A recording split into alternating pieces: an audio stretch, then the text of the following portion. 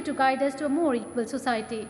To recall his vision and ideas and highlight his vision, we have with us from Kerala, Anusha A.S., who would today express her views in English today.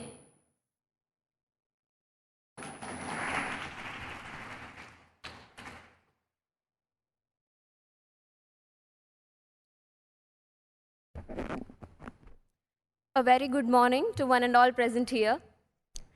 I'm reminded of the words of our very own President Srimati Draupadi Murmu when she was addressing a convocation recently. She said, Dr. Bhimrao Ambedkar मेरे लिए भगवान समान है क्योंकि उन्होंने कुछ ऐसा किया था जिसके कारण आज मैं आपके सामने खड़ी हूँ.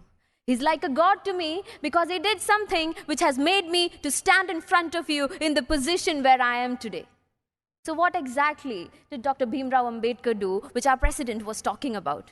Well, to know that, one has to know his story, his life, and above all, what he has lived for.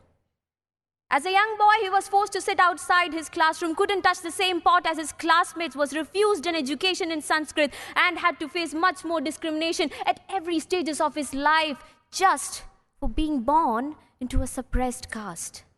But these did not deter him from his goals. His goal to make every Dalit man realize their individual identity. His goal to make every woman in this country cherish the prospects of freedom. His goal to propel India into a future which guaranteed social justice and equality. What has always inspired me about Baba Saheb is his courage and determination. Despite all the hardships that he had to face in his life, he rose up from them with his determination. He answered his oppressors with his education to become one of the best leaders that this country has ever seen. He was the boy who was forced to walk out of his classroom with his slate and gunny bag. Years later, he became the man who walked into this very Parliament hall holding the greatest document of Indian history, the Constitution of India.